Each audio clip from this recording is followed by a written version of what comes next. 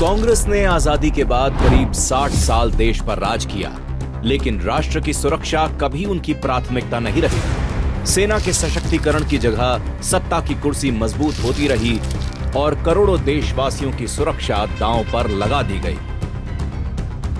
आजादी के तुरंत बाद सेना की ताकत को कमजोर करते हुए नेहरू सरकार ने जीप घोटाले को अंजाम दे दिया।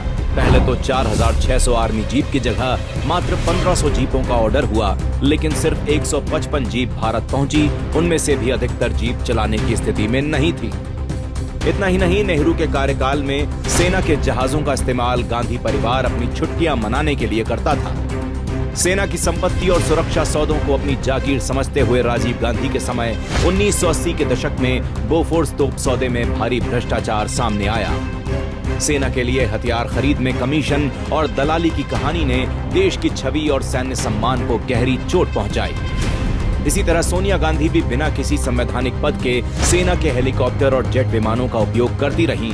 सेना के पास गोला बारूद नहीं था, सैनिकों के पास साधन नहीं थे, आतंकी हमले हो रहे थे, निर्दोषों की जान जा रही थी और कांग्रेस सत्ता के लिए देश की सुरक्षा को बहुत पीछे धकेल चुकी थी। लेकिन 2014 में राष्ट्र प्रथम के संकल्प के साथ देश में मोदी सरकार का दौर शुरू हुआ, जहां तीनों सेनाओं को फौलाद की तरह मजबूत किया गया। मेड इन इंडिया हथियारों के निर्माण और करीब 100 देशों को स्वदेशी हथियारों के रिकॉर्ड निर्यात से पूरा विश्व भारत के डिफेंस सेक्टर की ताकत को देख रहा है।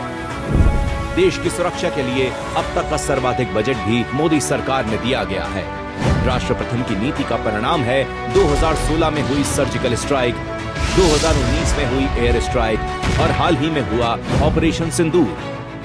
दुनिया ने भारत की सेना के शौर्य को देखा और नए भारत ने स्पष्ट संदेश दिया कि राष्ट्र की सुरक्षा के साथ किसी प्रकार का कोई समझौता स्वीकार नहीं किया जाएगा।